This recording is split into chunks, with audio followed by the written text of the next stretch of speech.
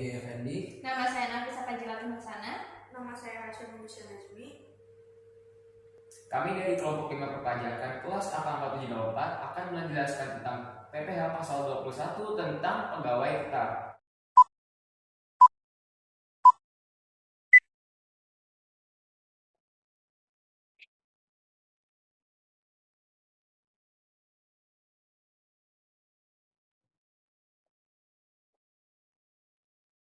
Oke, sebelumnya saya akan menjelaskan apa pengertian dari PPh pasal 21.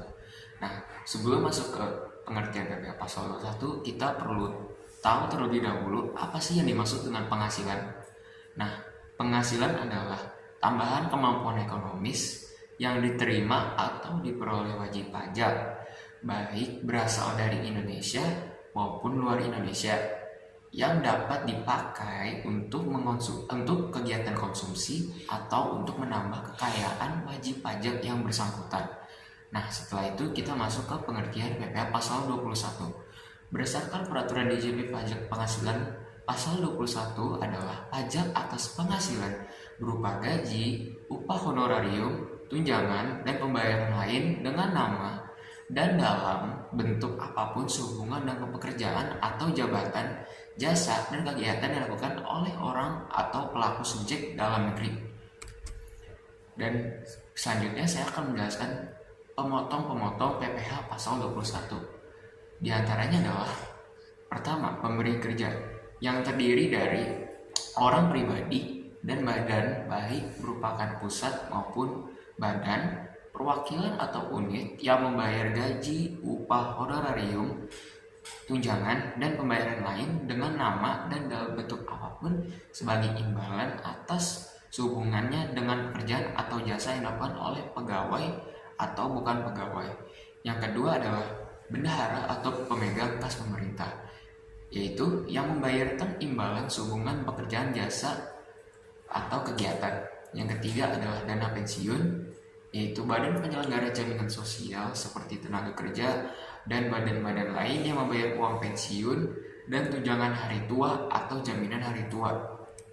Berikutnya ada orang pribadi yang melakukan kegiatan usaha atau pekerjaan bebas serta badan yang membayar. Dan selanjutnya A. Imbalan sehubungan dengan jasa dan kegiatan yang dilakukan oleh orang pribadi dengan satu subjek pajak dalam negeri.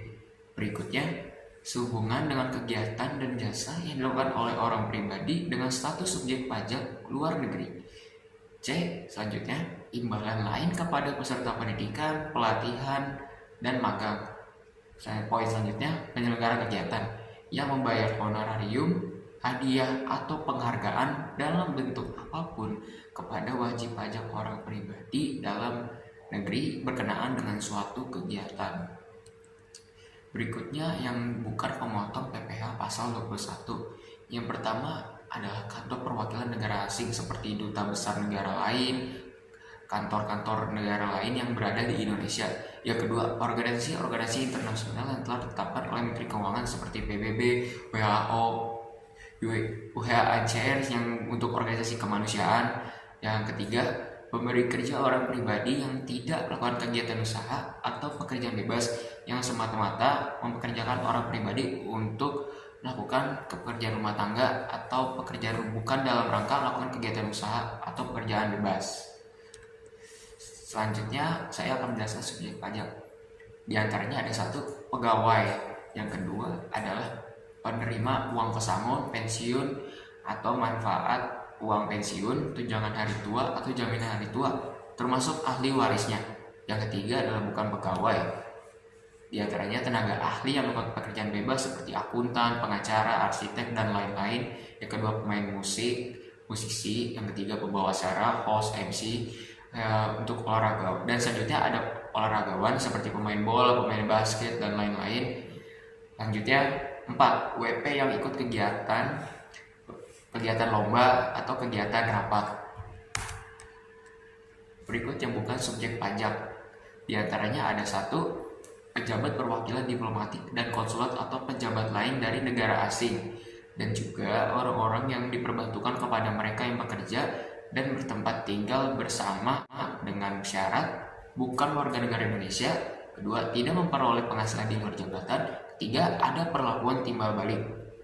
Kedua, pejabat perwakilan organisasi internasional yang ditetapkan oleh Menteri Keuangan dengan syarat bukan warga negara Indonesia dan tidak melakukan kegiatan usaha atau kegiatan maupun pekerjaan lain yang menambah penghasilan dari Indonesia. Selanjutnya, saya di sini akan menjelaskan tentang objek pajak. Objek pajak diantaranya adalah pertama, penghasilan dari pegawai tetap, termasuk gaji, upah atau tunjangan dari karyawan. Kedua, penghasilan diperoleh oleh pensiun. Yang ketiga, penghasilan dari pemotongan kerja. Yang keempat, penghasilan yang diterima sekali dalam setahun. Selanjutnya, ada bukan objek pajak. Bukan objek pajak termasuk diantaranya adalah 1. Pembayaran santunan, 2. Penerima natura, ketiga iuran pensiun, keempat zakat, kelima beasiswa. Dari 5 hal di atas tidak diperbolehkan untuk mengambil pajak sekian persen atau berapa persen karena itu bukan termasuk objek pajak. Selanjutnya, ada perhitungan PPh pasal 21 untuk pegawai tetap. Pada pasal 15 ayat 1 dan 2 PMK nomor 168 tahun 2023 disebutkan bahwa tarif efektif bulanan diterapkan untuk perhitungan PPh pasal 21 per masa. Sedangkan tarif pasal 17 UU PPh digunakan untuk perhitungan PPh pasal 21 pada masa pajak terakhir. Ketentuan tersebut juga berlaku untuk pensiunan. Ketentuan yang sama juga berlaku untuk pegawai yang berhenti di pertengahan tahun. Yang pertama itu tarif efektif bulanan digunakan untuk setiap masa pajak dan perhitungan ulang menggunakan tarif progresif dilakukan untuk masa pajak terakhir, yaitu di mana saat pegawai berhenti bekerja atau resign. Yang kedua itu kewajiban pajak subjektif untuk pegawai tetap baru dimulai setelah bulan Januari atau berakhir sebelum bulan Desember. Perhitungan PPh pasal 21 yang terutang dilakukan berdasarkan penghasilan neto yang disetahunkan, kemudian pajak dihitung secara proporsional terhadap jumlah bulan dalam bagian tahun pajak yang bersangkutan. Ada komponen dalam penghitungan PPh pasal 21. Komponen pertama adalah PTKP atau penghasilan tidak kena pajak. Dibagi menjadi beberapa golongan, yaitu 3 golongan. Pertama, golongan tidak kawin atau TK. 2. Golongan kawin atau K. Ketiga, kawin dengan penghasilan istri digabung dengan kode K atau I. Kodenya adalah pertama, TK 0 atau tanpa tanggungan. Tarif PTKP-nya adalah 54 juta atau 4,5 juta dikali 12. Yang kedua, TK 1, tidak kawin 1 tanggungan. Tarif PTKP-nya adalah 58.500.000. Kode ketiga adalah TK 2, tidak kawin 2 tanggungan dengan PTKP 63 juta. Kode keempat adalah TK 3, tidak kawin 3 tanggungan, yaitu 67.500.000. Jika menanyakan kenapa tidak ada TK 4, karena tanggungan maksimal adalah 3. Yang kode yang kawin adalah K0, kawin tanpa tanggungan, PTKP 58.500.000 karena kawin yaitu menanggung istri sendiri ditambah 4.500.000. Kode kedua K1, kawin dengan 1 tanggungan yaitu 63 juta. K2, kawin dengan 2 tanggungan 67.500.000. K3, kawin dengan 3 tanggungan jadi 72 juta. Yang terakhir adalah kawin dengan penghasilan istri digabung atau KI. Kodenya KI 0, penghasilan kawin dan istri tanpa tanggungan menjadi 112.500.000. Kedua, KI 1 atau KI 1 tanggungan menjadi 117 juta. Yang ketiga, KI 2 atau 2 tanggungan yaitu 121.500.000. Yang ketiga adalah KI 3 atau 3 tanggungan menjadi 126 juta. Kemudian dalam menghitung PPh pasal 21 dikenakan tarif pasal 17. Tarif pasal 17 ini terdiri dari beberapa lapis. Terdiri dari beberapa lapis diantaranya adalah pertama, lapisan sampai dari 0 sampai 60 juta tarif undang-undang HPP-nya adalah 5%. Di atas 60 juta sampai 250 juta adalah 15%. Di atas 250 juta sampai dengan 500 juta adalah 25%. Di atas 500 juta sampai dengan 5 miliar adalah 30%. Di atas 5 miliar adalah 35%. Jika sudah di atas 5 miliar, maka jika penghasilan di atas 5 miliar setelah 1 tahun, maka dihitung pajaknya adalah 35%. Kemudian, dalam tata cara menghitung PPh pasal 21 pegawai tetap, pertama dihitung penghasilan bruto, yaitu termasuk gaji atau tunjangan, premi asuransi yang dibayar oleh pemberi kerja atau pemberi gaji, dikurangi dengan biaya jabatan. Biaya jabatan adalah 5% dari penghasilan bruto. Maksimalnya adalah 500.000 per bulan atau 6 juta per tahun.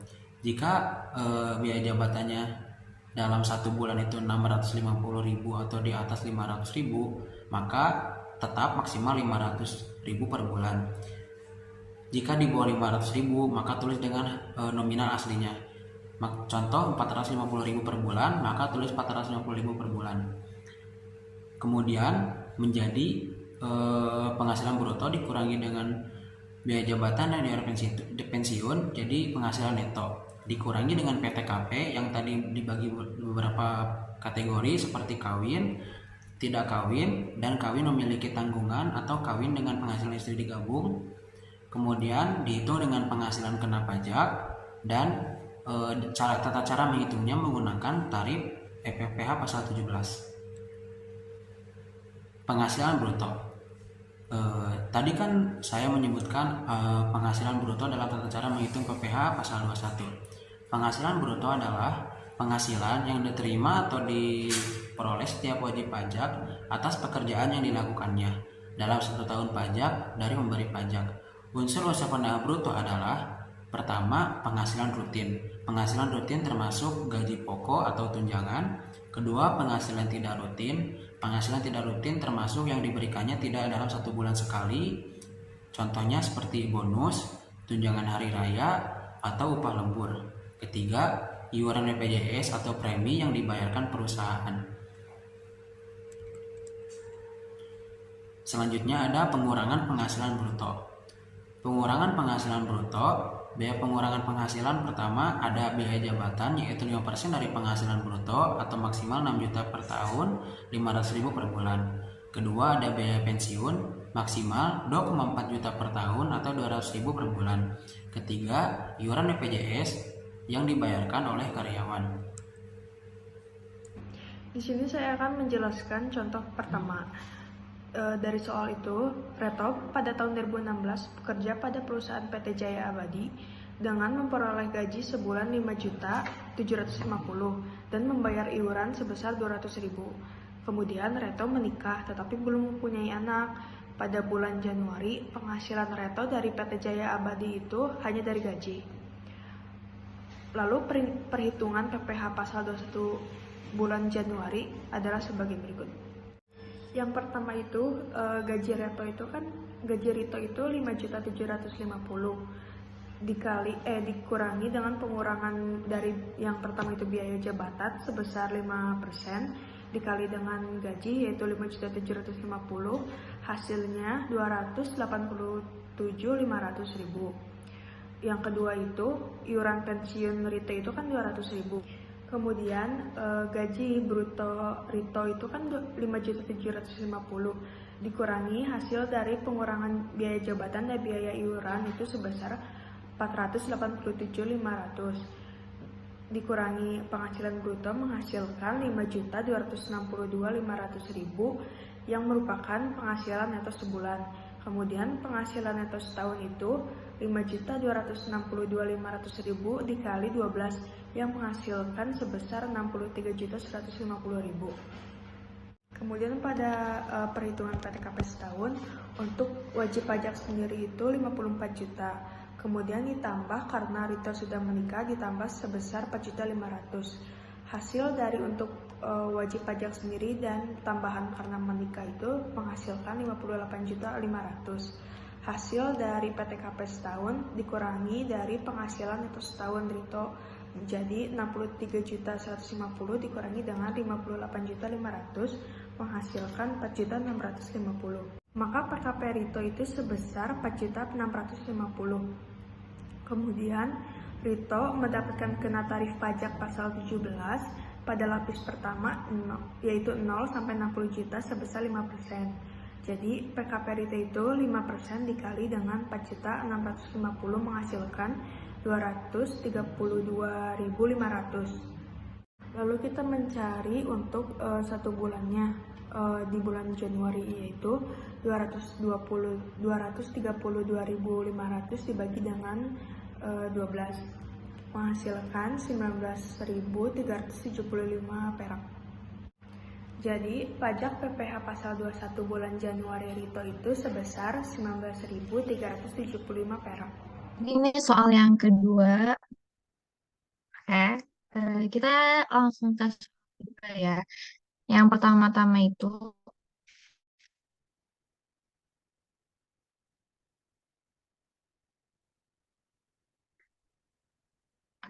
kita lanjut ke soal yang kedua. Yang pertama-tama itu, eh, Adi merupakan pegawai tetap pada PT Lapakuka dan memperoleh gaji 7 juta per bulannya.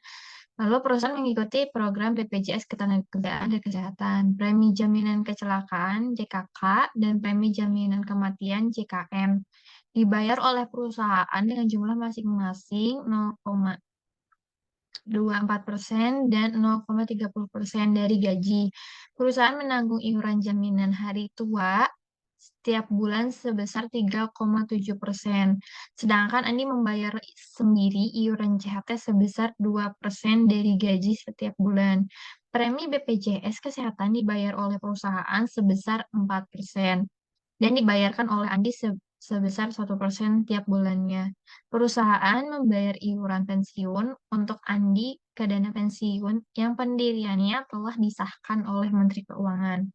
Setiap bulan sebesar 100.000, sedangkan Andi membayar iuran pensiun sendiri sebesar 50.000. Diketahui bahwa Andi sudah menikah dengan dan memiliki satu orang anak. Pada April 2022, Andi hanya menerima pembayaran berupa gaji. Berikut penghitungan TPH pasal 21 Andi pada bulan April 2022. Kita lanjut.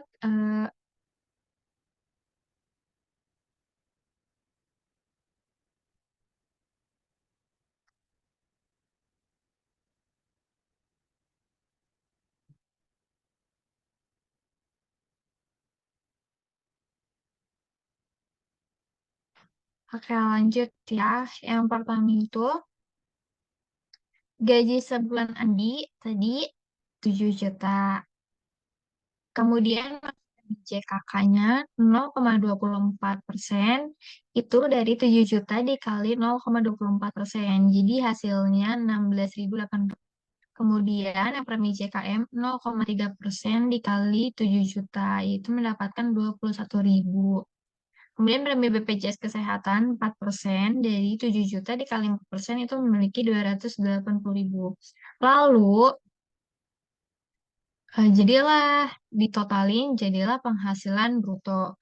Kemudian, biaya pengurangnya itu yang pertama itu ada biaya jabatan. Biaya jabatan itu 5% dikali dikali penghasilan bruto itu 5% dikali 7.317.800 yaitu menjadi 365.890.000. Kemudian yang kedua itu membayar iuran pensiun. Yang dibayarkan yaitu 50.000. Kemudian ada iuran JHT yang dibayarkan yaitu 140.000. Jadilah di sini total pengurangnya. Kemudian untuk mendapatkan penghasilan neto sebulan itu yaitu penghasilan bruto dikurangin pengurang. Jadilah penghasilan neto 1 bulan. Kemudian kita harus mensetahunkan penghasilan neto. Jadi penghasilan neto sebulan dikali 12. Jadilah 81.142.920 perak. Ini setahun ya. Kemudian PTKP Andi itu yang pertama itu untuk WP sendiri. itu 54 juta. Kemudian Andi sudah menikah menambah 4.500.000. Kemudian Andi juga memiliki satu orang anak 4.500.000. Jadi di total biaya PTKP Andi itu 63 juta. Kemudian penghasilan itu 1 tahun dikurangin 63 juta. Sebentar, maaf. Penghasilan neto setahun dikurangin jadilah PKP 1 tahun Andi itu 18.142.920 perak. Nah, dibulatkan menjadi 18.142.000. Kemudian eh, Andi kena pajak pada lapis pertama, yaitu pada tarif pajak pasal 17, tarif PPh pasal 17 pada lapis pertama, karena PKP Andi itu di bawah 60 juta. Jadi 5% dikali 18.142.000 yaitu jadi 907.100 perak. Kemudian disatubulankan PPh pasal 21-nya yaitu jadi 907.100 dibagi 12 itu menjadi 75.592 perak. Jadi Andi membayar pajak pada bulan April itu 75.592 perak. Oke, terima kasih.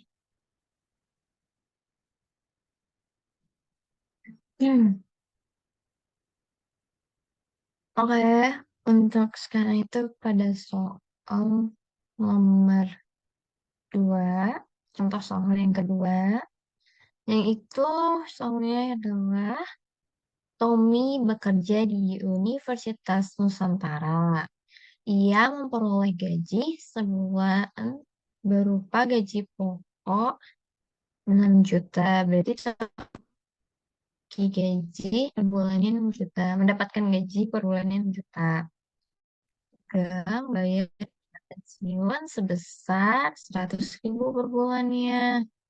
Lalu Tommy sudah menikah, tetapi belum mempunyai anak. Penghitungan PPh pasal 1 adalah yang pertama itu catat gaji kemudian gajinya 6 juta per bulan ya. Maaf. Jadi Tommy mendapatkan gaji 6 juta per bulan. Lalu di pengurangan itu yang pertama itu ada biaya jabatan. Biaya jabatan itu 5% dikali 6 juta. Gaji sebulannya Tommy. Yaitu 300.000. Nah, yang kedua itu iuran pensiun yang dibayarkan oleh Tommy per bulannya 100.000. Jadi, total pengurangnya itu adalah 400.000. Nah, untuk penghasilan neto sebulan itu, penghasilan bruto ini dikurangin total pengurang. Jadi, penghasilan neto sebulan Tommy itu 5.600.000. Kemudian, dikalikan karena akan dikurangi dengan PTKP setahun. Jadi, penghasilan itu dikali 12, jadi 12 dikali 5.600.000, jadi penghasilan neto 1 tahunnya Tommy itu 67.200. Kemudian dikurangin untuk PTKP. Yang pertama itu untuk diri sendiri, untuk Tommy-nya. Untuk Tommy-nya itu 54 juta. Lalu Tommy itu sudah menikah, tadi ada kan? Jadi bertambah 4.500.000. Jadi total PTKP-nya Tommy itu 58.500.000. Kemudian 60 penghasilan neto setahun dikurangin PTKP menjadilah penghasilan pajak. Jadi 67.200.000 dikurangi 68.500.000. Jadilah 8.700.000. Jadi Tommy penghasilan kena pajaknya 8.700.000. Lalu dia terkena tarif pasal 17 pada lapis pertama. Kenapa pada lapis pertama? Karena PKP-nya Tommy itu di bawah 60 juta. Jadi 5% dikali 8.700.000. Jadi pajak terutang Tommy pada 1 tahun itu 435.000. Jadi kita mencari per bulannya, pajak terutang per bulannya. Jadi 435.000 ini dibagi 12, hasilnya 250. Jadi pajak terutang per bulan kami itu 36.250. Baik, kita masuk ke contoh soal berikutnya, yaitu Ben Laksono, beliau belum menikah, bekerja pada PT Hutan Raya dengan memperoleh gaji sebesar 5 juta sebulan. Pada bulan Oktober 2022, Ben memperoleh bonus sebesar 10 juta rupiah, sehingga total penghasilan Ben pada bulan Oktober 2021 sebesar 15 juta rupiah. Setiap bulannya, Ben membayar iuran pensiun ke dana pensiun yang pendiriannya telah disahkan oleh Menteri Keuangan sebesar 100.000 rupiah. Lalu berapakah pajak terutang atas bonus yang diterima oleh Ben? Pada gambar di bawah ini dapat dilihat perhitungan untuk seluruh penghasilan termasuk bonus yang diterima oleh Ben. Gaji setahun 12 bulan dikali 5 juta rupiah didapat 60 juta ribu rupiah. Untuk bonus yaitu 10 juta rupiah. Lalu didapatkan penghasilan bruto setahun yaitu 70 juta rupiah. Pengurangnya yaitu biaya jabatan setahun sebesar 3.500.000 rupiah, iuran pensiun sebesar 1.200.000 rupiah.